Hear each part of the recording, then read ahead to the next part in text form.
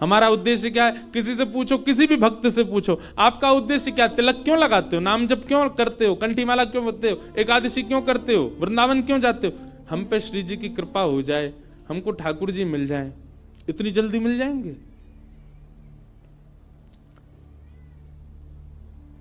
जैसे आप किसी मार्ग पर जाते हैं, जैसे मान लीजिए कि आप ऋषिकेश में बैठे हैं, तो निश्चित है कि बद्रीनाथ ही आते हैं बार बार। बद्रीनाथ जा रहे हो तो ऋषिकेश से आपका उद्देश्य बद्रीनाथ जाना ही है, पर बीच में कई ऐसे शहर पड़ेंगे, अगर आप कहीं भटकोगे तो आप उन शहरों का नाम पूछोगे, ना कि सीधा बद्रीनाथ। 300 किलोमीटर दूर का नाम थोड़ी लोगे। यहां से चलते समय आप पूछोगे भैया शिवपुरी कितना दूर रह गया? शिवपुरी वहां जाओ, आगे से मुड़ोगे और शिवपुरी आ जाएगा। उससे आगे जाओ, श्रीनगर कितनी दूर है? ये देवप्रयाग कितना दूर है? यहां है देवप्रयाग। वहां के लिए रास्ता कैसे? आपके पड़ाव धीरे धीरे आगे बढ़ते हैं, सीधे ही बद्रीनाथ नहीं पहुंचा जाता। सनई सनई है। वैष्णव का पहला पड़ाव होना चाहिए प्रेम। किस लिए भजन कर रहा है? किस लिए कथा सुन रहा है? किस लिए वृंदावन जा रहा है? किस लिए गंगा जी का आश्रय ले रहा है? किस लिए कंठी पहनता है? किस लिए एकादशी करता है? मैं प्रेमी बनूं। पहले प्रेमी तो बनूं। पहला पड़ाव उसका प्रेम होना चाहिए। प्रेमी बनने का स्वभाव क्या? उसकी दृष्टि बदल जाए। अब वो सबको देख करके मुस्कुराता ही है। मैं ऐसे ऐसे प्रेमियों को भी जानता हूं जो किंचित बात विरह की सुन लें तो नेत्रों से आंसू गिरने लग जाते हैं। प्रेमी का इस स्वरूप हो जाता है कि उस बहुत जल्दी भाव में आ जाएगा, बहुत जल्दी भावुक हो जाएगा। हम होते हैं,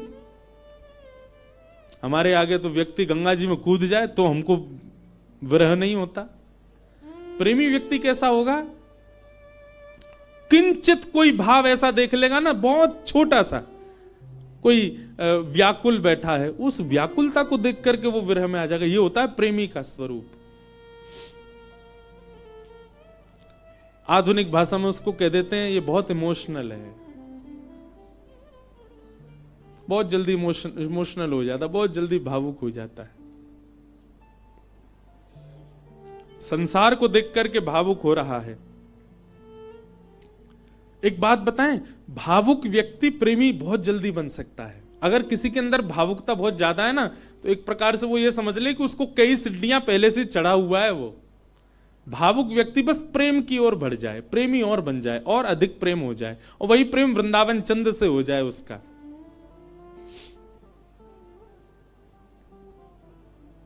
हम कई जगह कथा करने जाते हैं, तो कथा करके जब निकलने लगते हैं ना वापस, 7 दिन पूरे होने के बाद, बहुत लोग भावुक हो जाते हैं। जिनके यहां रुकने का प्रसंग होता है वो लोग भावुक। एक जगह तो बहुत ही भयानक स्थिति हुई, मैं ही घबरा गया। एक जगह कथा थी, अब जगह का नाम तो नहीं लूंगा मैं, तो वहां जो यजमान थे, मुख्य यजमान, वो इतने भावुक, पहले दिन से ही रोने लग गए। मैंने क्यों, क्या हो गया? बोले अब 6 दिन रह गए, आप 6 दिन रहोगे बस, लाल जी के केवल 6 दिन दर्शन होंगे। दूसरे दिन और रोने लग गए। मैंने कि भैया तुम ऐसे मत करो, अभी तो कथा तो पूरी करनी है हमको। चौथे दिन सबका नाच रहे थे, नंद घन आनंद भयो, जो वो कोने में खड़े होकर रो रहे। बोले क्यों, क्या हो गया? 3 ही दिन रह गए अब बस।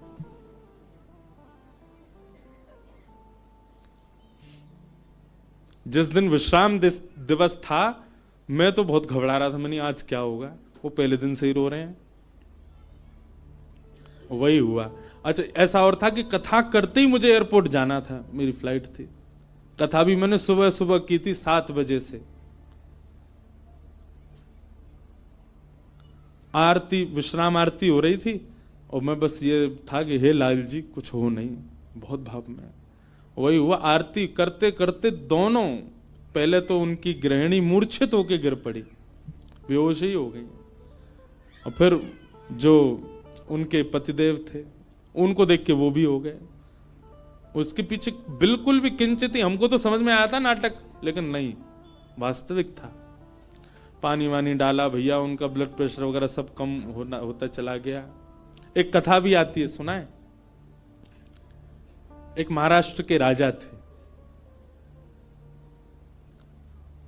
उन राजा का एक ही बात उसके मन में चलती थी कि मेरे नगर में कोई साधु आ जाए, मेरे नगर में कोई संत आ जाए, मेरे नगर में कोई भक्त आ जाए। दुनिया में ऐश्वर्यवान व्यक्ति केवल इसकी प्रतीक्षा करता है कि मेरे पास धन बहुत आ जाए। वो इसकी प्रतीक्षा करते थे कि कोई भक्त, साधु, संत, विरक्त या वैष्णव दंपति या कोई कथा वक्ता कोई आ जाए मेरे नगर में, बस। ऐसी कृपा हुई। अयोध्या से कुछ लोग पंढरपुर दर्शन करने जा रहे थे और उन महात्मा के उन राजा के नगर में आ गए। नगर से होके पंढरपुर का रास्ता था, तो पंढरपुर की ओर जा रहे थे। शाम काल का समय हो गया। राजा को पता चली संतों की टोली आ रही है। वो तो ऐसा और था राजा, वो दूर दूर तक उसने अपने सैनिक लगा रखे थे। बोले आसपास के रस्तों से अगर कोई संत निकल के जा रहे हैं उनसे भी कहो यहां होके जाएं, हमारे नगर में होके जाएं। ऐसी भगवत प्रीति, भक्त प्रीति भी सबके हृदय में नहीं होती।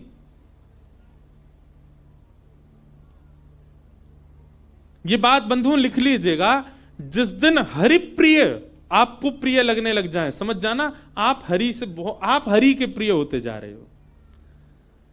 आपको पता चल जाता है व्रज से कोई आया, भले ही आप उसको जानते नहीं, पर आपके मन में उत्साह हो जाता है हमारे वृंदावन से आए हैं, श्री राधारमण जी के यहां से आए हैं, श्री बिहारी जी के चरणों से आए हैं। भले ही आपका परिचय नहीं, फिर भी आप ब्रज से आए जान करके उनको प्रणाम करने जाओ। ऐसी प्रीति अगर आपके चित्त में है, आप प्रेम की अवस्था में आ चुके हो। हरि से ज्यादा हरिजनों से प्रीति हो तो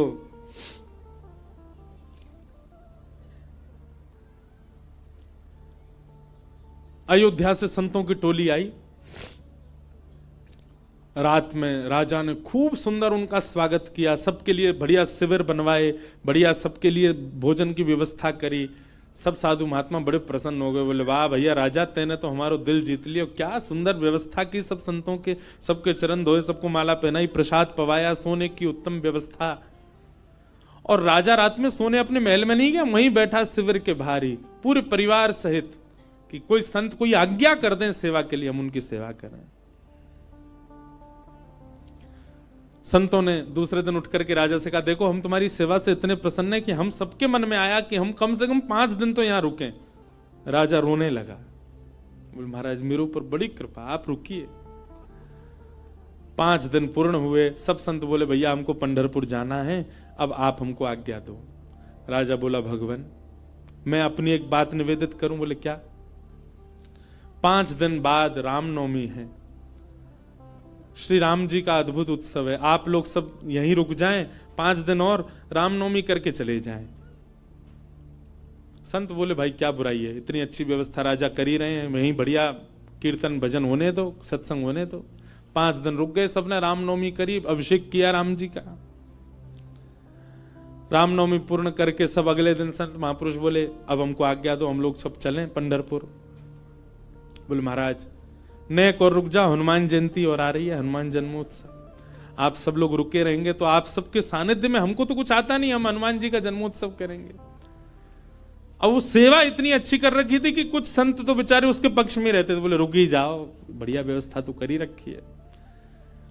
रुक गए, हनुमान जन्मोत्सव तक सब लोग रुक गए।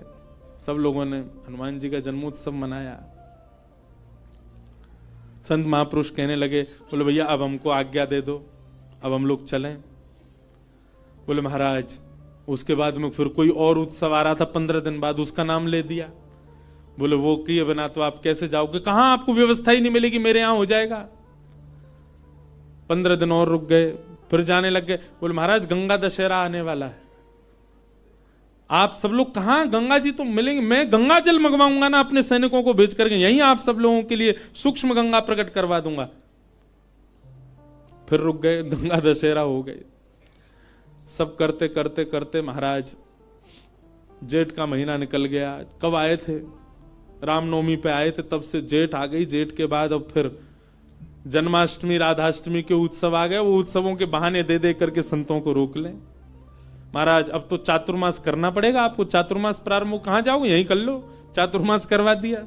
चातुर्मास के बाद कार्तिक का महीना आ गया, कार्तिक में तो मैं जाने नहीं दूंगा आप लोगों को। दिवाली होली ये तो यहीं करनी पड़ेगी, होली आ रही है, होली पे तो सब संग रहेंगे। करते करते फिर से रामनवमी आ गई। संत जनों ने चरण पकड़े, बोले राजन अब तो जान दो हम। संत तो राजा बोले एक काम करो, क्या बाल भोग करके चले जाओ, कुछ नहीं तो सुबह का बाल भोग तो ले लीजिए। बोले ठीक है। अब बाल भोग भाग पा करके तैयार हुए ही थे, बोले बाल भोग पा लिया सब। बोले देखे ना कढ़ाई चढ़ गई है, राजभोग बनना है, राजभोग तो पा जाओ। संत बोले जे नहीं हिलने देगा हमको। बोले देखो ये सब अनादर हो जाएगा, इतनी पूड़ी कचौड़ी सब्जी बन रही है, इनको तो पा जाओ। यहां राजभोग पाने लगे, एक संत ने घूम के देखा तो वहां रात के ब्यारू भोग भी बनने शुरू हो गए थे। बोले ब्यारू करके जाने देगा। अंत तो गत्वा उस राजा की स्थिति ऐसी हो गई, जब संत लोग हट में आ गए कि नहीं हम तो जाएंगे, राजा के यहां से उस क्षेत्र से जैसे ही बाहर निकले, तब तक तो राजा रो रहा था, संतों के जाते ही राजा अचेत हो गया, प्राण निकल गए उसके। मैं संतों के बगैर कैसे रहूं? हम इस स्थिति में हम तो कभी आ ही नहीं सकते। खैर सुन लीजिए, बस हमारे यहां तो 4 दिन रुक जाए तो कब जाएंगे ये बला। बैठ गए हमारे घर में आके। सब तरीके के लोग होते हैं। अब तो लोग हमको बहुत प्रेम करने लग गए, जब हमको कोई जानता नहीं था तब हमने भी ऐसे घरों में रुके हैं। पर सत्य बात है बंधुओं, ठाकुर जी से प्रेम तो सबको हो जाता है, पर हरिजनों से जिसको प्रेम हो जाए, समझ जाओ कि उसको ठाकुर जी से, वो अब प्रेम की अवस्था में आ चुका है। जिसको हरिजन प्रिय लगने लग जाए, हरि के जन प्रिय लगने लग जाए। आप लोग किया करो, कभी एयरपोर्ट, रेलवे स्टेशन, कभी अनजान स्थान पर कोई तिलक मात्र लगाया घूम रहा हो, उसको भी जय सिया राम, जय श्री कृष्ण। सामने वाला प्रत्युत्तर में अगर ये पूछ ले भैया कौन, कुछ नहीं आपके माथे पे हमने तिलक देखा, कंठ में हमने तुलसी जी देखी तो हमको लगा कि आप वैष्णव हो इसलिए हमने प्रणाम किया। ऐसा स्वभाव। तो प्रथम गंतव्य ठाकुर जी नहीं होने चाहिए, पहला गंतव्य प्रेम होना चाहिए। हमारे भजन का, हमारे साधन का, हमारी कथा का, हमारे नियमों का, सबका प्रथम पहले किसको प्राप्त करना है कि पहले हम प्रेमी बने। पहले ठाकुर जी नहीं, पहले ठाकुर जी के लायक बनो, और फिर जब लायक बन जाओगे, ठाकुर जी को कभी अपने केंद्र बिंदु में मत रखो। एक बात बहुत ध्यान से सुनो, किसी को पाने के लिए आप मत तड़पो, स्वयं को ऐसा बनाओ कि सामने वाला आपको पाने के लिए तड़पे, सामने वाला आपको पाना चाहे।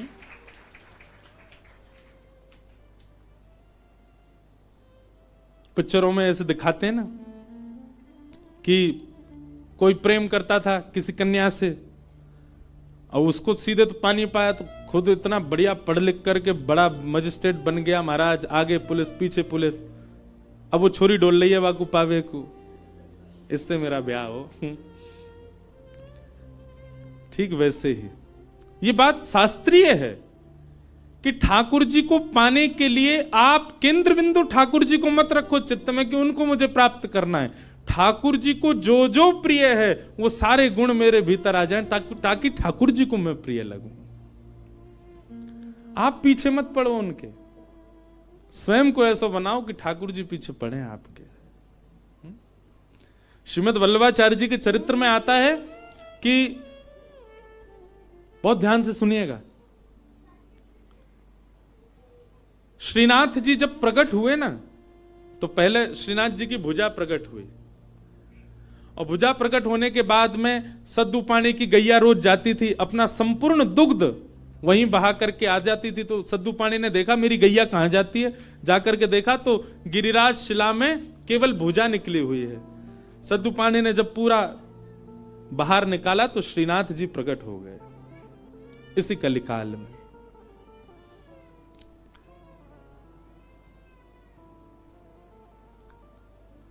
तो सद्दू पानी ने ठाकुर जी से प्रार्थना की कि ठाकुर जी आपके लिए क्या लाऊं मैं, आप क्या पाएंगे, क्या व्यंजन लेंगे, क्या भोग प्रसाद लेंगे, आप विश्वास मानेंगे। हमारे श्री जी बाबा श्रीनाथ जी उन्होंने कहा, बोले हे सद्दू पाने, जब तक मेरे श्रीमद् वल्लभाचार्य जी नहीं आएंगे तब तक मैं केवल दूध पीऊंगा। ठाकुर जी ने पयोव्रत किया। भक्त भगवान के लिए व्रत करता है, पर ठाकुर जी ने व्रत किया कि जब तक वल्लभाचार्य जी नहीं आएंगे मैं केवल दूध पीऊंगा। श्रीनाथ जी जो आजकल उदयपुर के पास नाथद्वार में विराज रहे हैं, जब ये गिरिराज जी में प्रकट हुए तब की लीला है। इस बार हमारे लाल जी का उत्सव नाथद्वारा में ही है, श्रीनाथ जी में, 11 से 17 जनवरी। बाद में एक अजब कुमारी नाम की एक भक्ता हुई थी, उसके लिए ठाकुर जी उदयपुर चले गए, उदयपुर के पास नाथद्वारा में।